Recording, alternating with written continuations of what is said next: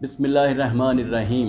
ایمان کے 10ویں درجے پر فائز، منا اہل البیت کے سند یافتہ، جنت جس کی مشتاق، وہ ہیں سلمان فارسی، جن کے بارے میں صادق آل محمد علیہ السلام کا فرمان ہے کہ ان کو سلمان فارسی نہ کہو بلکہ ان کو سلمان محمدی کہو۔ میں ہوں سید عامر جعفری۔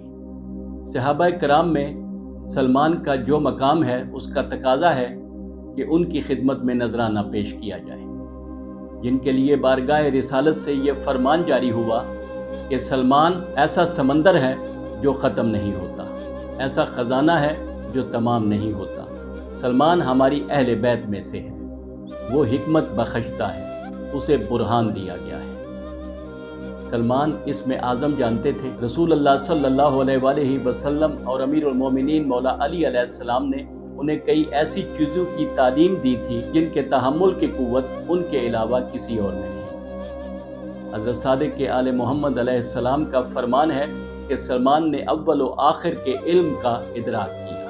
اہل علم سے تو مخفی نہیں، لیکن نوجوانوں کے لیے میں نے سلمان کی زندگی کا احاطہ کرنے کی کوشش کی ہے۔ شیعہ سنی کتب میں ان کے بارے میں جو چیزیں ہم تک پہنچی ہیں ان میں یوں ہے کہ سلمان اصفہان میں، جو ایران کا ایک شہر تھا، وہاں ایک آتش پرست خاندان میں پیدا ہوئے۔ بعض جگہ ان کا نام روزبہ لکھا ہوا ہے اور بعض نے روزبہ ان کے گاؤں کا نام کہا ہے، کئی جگہ ان کا نام مابا بھی لکھا ہوا ہے۔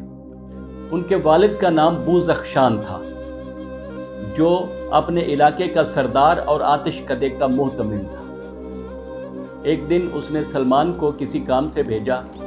سلمان نے راستے میں ایک گرجا دیکھا اور اس گرجے کے اندر چلے گئے۔ عیسائیوں کی عبادت اور دعاؤں کا طریقہ انہیں ایسا اچھا لگا کہ وہیں بیٹھ گئے۔ شام ہونے کو آ گئی، والد کو فکر لاحق ہوئی۔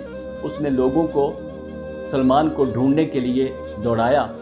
جو سلمان کو جب وہ ڈھونڈ کر لائے تو ان سے پوچھنے پر انہوں نے بتایا، میں عیسائیوں کی عبادت گاہ میں موجود تھا اور وہاں مجھے ان کی دعاؤں اور عبادت کا طریقہ بہت اچھا لگا۔ ان کے والد نے اس ڈر سے کہ کہیں سلمان اپنا مذہب نہ بدل لیں، انہیں زنجیروں میں جکڑ کر قید کر دیا۔ سلمان نے گرجے میں یہ سنا تھا کہ ان کی بڑی عبادت گاہ شام میں ہے۔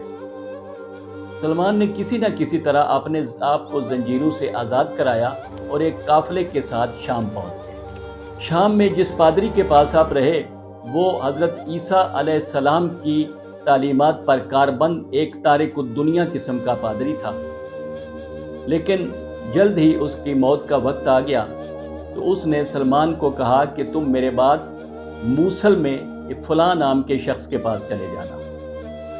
وہاں سے سلمان نے سفر کیا اور موصل میں اس شخص کے پاس آ گیا۔ کچھ عرصے بعد اس آدمی کا بھی انتقال ہو گیا۔ انتقال ہونے سے پہلے اس نے سلمان کو نسیبین جانے کا مشورہ دیا اور کہا کہ وہاں جو شخص ہے اس کی خدمت کرو جا کے۔ سلمان وہاں سے نسیبین پہنچے اور اس شخص کی خدمت کرتے رہے۔ جب اس کا بھی وقت آخر آ گیا تو اس نے کہا کہ اب میرے بعد صرف ایک ہی شخص بچا ہے جو تمہاری کوئی مدد کر سکتا ہے اور اس کے لیے تمہیں اموریہ جانا پڑے گا۔ سلمان وہاں سے اموریہ پہنچے اور اس شخص کی اور اس پادری کی خدمت کرنے لگے۔ جب اس کا بھی وقت آخر آ گیا تو سلمان نے کہا کہ اب مجھے کس کے حوالے کرو گے؟ اس پادری نے کہا اب کوئی بھی ایسا شخص نہیں میں جس کے پاس تمہیں بھیج سکوں، لیکن اب ایک نبی کے آنے کا وقت ہوا چاہتا ہے۔ تم ایسا کرو کہ نخلستان ایک ہے جو دو پہاڑوں کے درمیان ہے، اگر پہنچ سکو تو وہاں پہنچ جاؤ، وہاں وہ اس نبی کی ہجرت گاہ ہے۔ اس نبی کی پہچان یہ ہے کہ وہ ہدیہ کھاتا ہے لیکن صدقہ نہیں کھاتا، اس کے کندھوں کے درمیان نشان ہے۔ سلمان نے اس کے انتقال کے بعد تلاش کیا کہ کوئی مجھے قافلہ ملے اور میں اس جگہ پر پہنچوں۔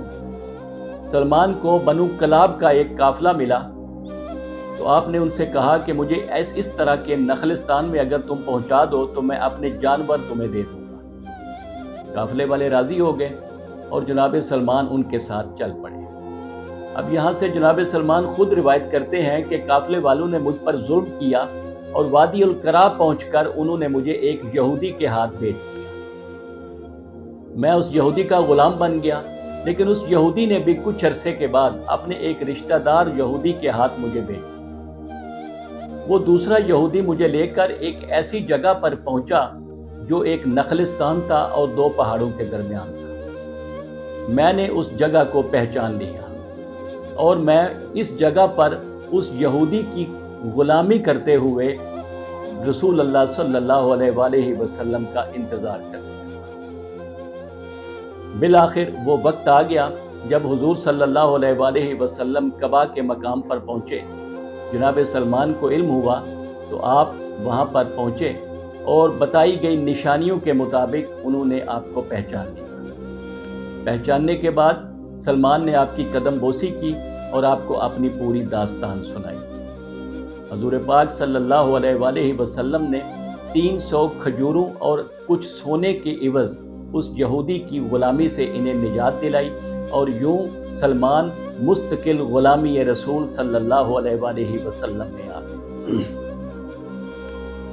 آپ سلمان کے حق اور سچ کے اس سفر کا ذرا اندازہ کریں کہ ایران کے شہر اصفہان سے چلے اور شام پہنچے، شام سے عراق کے شہر موصل پہنچے، موصل سے موجودہ ترکی کے شہر نسیبین پہنچے، اور نسیبین سے موجودہ اٹلی کے شہر اموریہ پہنچے، اور وہاں سے وادی القرا اور وہاں سے پھر وہ مدینہ پہنچے۔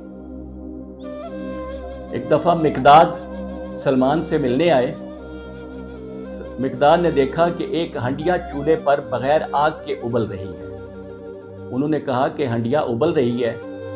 سلمان نے ہنڈیا کے نیچے 2 پتھر رکھ دیے جن سے لکڑی کی طرح آگ کے شعلے نکلنے لگے اور ہنڈیا مزید جوش کھانے لگی۔ سلمان نے کہا کہ ذرا ہنڈیا کا جوش کم کرو۔ مقداد نے کہا کہ میرے پاس کوئی ایسی چیز نہیں جو میں اس میں پھیروں۔ سلمان نے اپنا ہاتھ ہنڈیا کے اندر داخل کر دیا اور چمچ کی طرح اپنا ہاتھ ہنڈیا میں پھیرنے لگے، یہاں تک کہ اس کا جوش کم ہو گیا، اور پھر اسی ہاتھ سے انہوں نے کچھ دال نکالی اور مقداد کے ساتھ بیٹھ کر کھائی۔ جناب سلمان کو کا گورنر بنایا گیا۔ آپ کو وہاں جو تنخواہ ملتی تھی وہ آپ فقراء میں بانٹ دیتے اور خود چٹائیاں بن کر گزارا کرتے۔ انہوں نے انتہائی درویشانہ زندگی گزاری۔ کہا جاتا ہے کہ ان کے پاس صرف ایک چھوٹی سی جھونپڑی تھی جس میں ان کا کل اثاثہ ایک پھٹا پرانا کمبل، ایک پیالہ، ایک لوٹا اور ایک تسلا تھا۔ 36 ہجری میں سلمان کا انتقال ہوا۔ امیر المومنین مولا علی علیہ السلام اسی رات طے الارض کر کے ان کے جنازہ پر مدائن پہنچے، ان کی نماز جنازہ پڑھائی اور انہیں وہیں مدائن میں دفن کیا۔ خدا حافظ۔